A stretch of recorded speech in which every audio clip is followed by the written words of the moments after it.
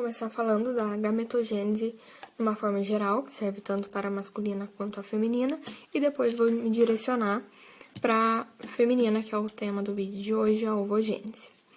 Aqui tem um desenho bem simples, aqui tem o nosso baby, e, bom, então no desenvolvimento embrionário, algumas células vão se diferir em células germinativas, e essas vão migrar para o saco vitelino. Então, elas vão passar a ser chamadas de gonócitos, ou CGPs, que são células germinativas primordiais. Isso por volta da terceira a quarta semana. Bom, na quarta semana, os gonócitos, então, eles vão para o abdômen do embrião, e essa migração vai até a 9ª semana, por volta da 9ª semana, e se alojam nas gônadas. Aí vão passar a ser chamada, dependendo do sexo do bebê, vai ser ovogônia ou espermatogônia. Da 9ª à 12ª semana, essas células vão passar por mitose, vai ter uma proliferação dessas ovogônias, neste caso aqui, pode ser a espermatogônia também, e vão ter por volta de 7 milhões de ovogônias. E ao redor vai ter uma célula somática de suporte, que tem a função de nutrir e proteger. Da 12ª até a 20ª semana, essa ovogônia vai começar a meiose, só que ela vai ficar estacionada em prófase 1. Então, vai ser chamada de ovócito 1.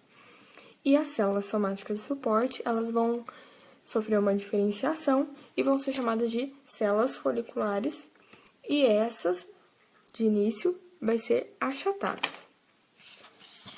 Vão ser achatadas. Então, a gente vai ter esse conjuntinho aqui, o ovócito 1 e as células foliculares, que neste caso são achatadas. Então, só na puberdade que vai continuar todo esse processo. Tá, então, o hipotálamo, no início do ciclo, ele vai liberar o GnRH, que é um hormônio liberador de gonadotrofina, ou seja, ele vai estimular a hipófise a produzir os hormônios gonadotróficos, que é o FSH, folículo estimulante, e o LH, o luteinizante. Mais pra frente, então, a gente vai ver que no ovário que vai ter a produção de progesterona e estrógeno. Agora eu vou falar do desenvolvimento folicular. Então, no início, a gente tem esse conjuntinho aqui, o ovócito, estacionado em prófase 1, e as células foliculares ao redor, que neste caso aqui são achatadas. Então, como o hipotálamo vai liberar o GnRH, a hipófise, o FSH e o LH, as células foliculares, por possuírem receptor de FSH, vão se ligar ao FSH e vão se transformar em cúbicas. As que forem recrutadas. As que não são recrutadas, são chamadas de folículos atrésicos, sofrem apoptose. E também, aqui, vai ter algum gene ativo, aí vai ter a secreção de glicoproteínas, que vai constituir a zona pelúcida. Mas não está formada ainda. Começa a ser formada agora. E esqueci de me falar, esse primeiro se chama folículo primordial ou folículo ovariano. E esse aqui vai ser chamado de folículo primordial unilaminar, porque só tem uma camada de células foliculares. Então, vão sofrer mitose essas células foliculares e deixa de ser apenas uma camada, passam a ser várias. Células da teca são recrutadas. Essas células da teca nada mais são do que tecido conjuntivo. Só que essa teca interna, que eu tô representando aqui na parte mais interna mesmo, essa aqui de fora é a externa, essa interna, ela vai ter receptor para LH, e isso é muito importante. Essa externa tá mais como para conferir a resistência, tecido conjuntivo, então é fibrosa. Um ponto importante que eu deixei de falar foi que, bom, aqui então a gente tem o folículo primordial multilaminar, mais de uma camada, e as células da teca. Nesse momento aqui tem a secreção, o início, né, da secreção do líquido folicular. E é chamado, então, de fase pré-antral, porque ainda não formou os antros. Esses círculozinhos que eu acabei mostrando anteriormente, foi só para representar como que seria a formação desses antros. E aí, é um próximo folículo, então. O que acontece nessa outra fase, nesse outro folículo? Esse folículo é chamado de folículo antral. Acontece que intensifica essa secreção, formando essas cavidadezinhas. Vou separar aqui. Essas cavidadezinhas. Vamos fingir que é isso aqui. E o que mais acontece aqui?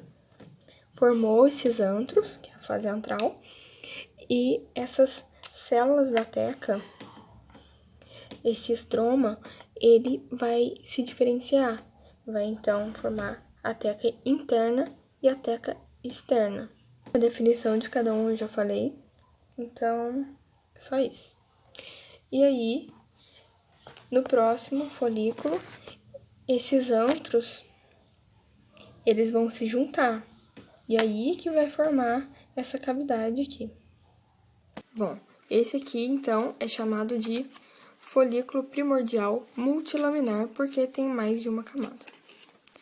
Então, aqui, como eu já disse, as cavidades começam a se juntar, e aí forma esse antro. A zona pelúcida está super desenvolvida, está no máximo do desenvolvimento, e com o estímulo do LH, a teca interna, que tem receptor, ela passa a produzir um precursor de andrógeno. Então, ela recebe o LH e, com isso, estimula as células foliculares a produzir o estrogênio. O estrógeno, então, ele vai ter a função de proliferar o endométrio. E por cair na corrente sanguínea, ele vai funcionar como um sinal para a hipófise, que vai secretar, então, o FSH e o LH. E o LH, que é importante agora. Mas outra coisa que é importante é aqui.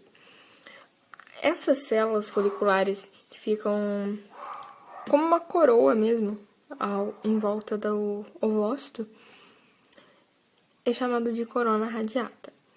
Já essas daqui são chamadas de cúmulos oóforos. Beleza. Então, aumentou o LH. O que o LH vai fazer? Ele vai disparar uma cascata do AMP cíclico, que vai fazer com que o ovócito, que estava parado em prófase 1, ele saia e vá de início à meiose 2, só que ele fica estacionado em metáfase. Então, pode ser chamado de ovócito 2. E tem a formação do primeiro corpúsculo polar.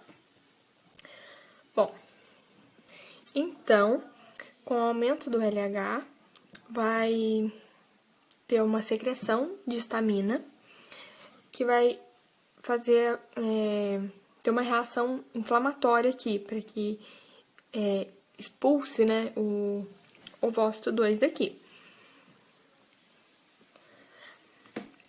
A corona radiata e o cúmulos oóforos vai acompanhar o ovócito, mas vai ficar ainda células foliculares aqui, que também podem ser chamadas de células a granulosa.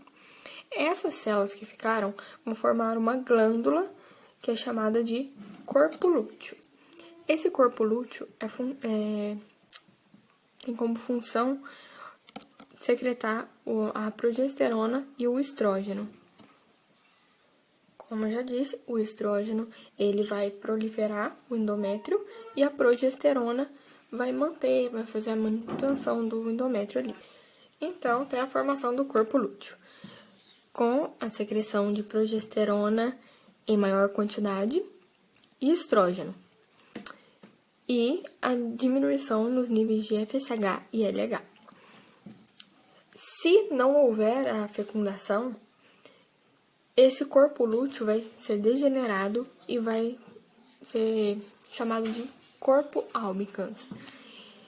Com isso, como era a função do corpo lúteo, né, a secreção de progesterona e estrógeno, os níveis desses hormônios vão cair. Com o nível caindo, vai avisar a hipófise, né, que não teve a fecundação e vai começar um novo ciclo. Como eles também, que mantinham o endométrio, o nível caiu, vai ocorrer a descamação do endométrio, que vai ser o período menstrual.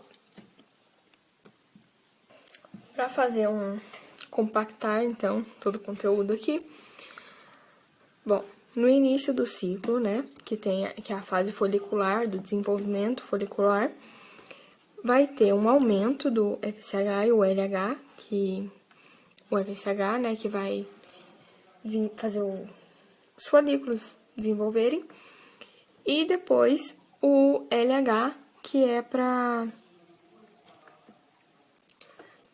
eliminação do ovócito e da formação do corpo albicans, não, lúteo.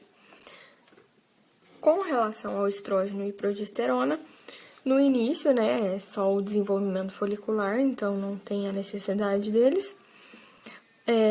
Aí depois que a teca interna, né, com o aumento do FSH, estimulou as células foliculares a produzirem o estrógeno, vai ter um aumento desse estrógeno, vai preparar o útero, e depois, com a formação do corpo lúteo só, que vai ter o aumento mesmo dos dois, que é de progesterona e estrógeno, sendo em maior quantidade a progesterona. E aí, se não há fecundação, o corpo lúteo se desfaz e os níveis caem. E começa a aumentar o FSH e o LH para começar um novo ciclo.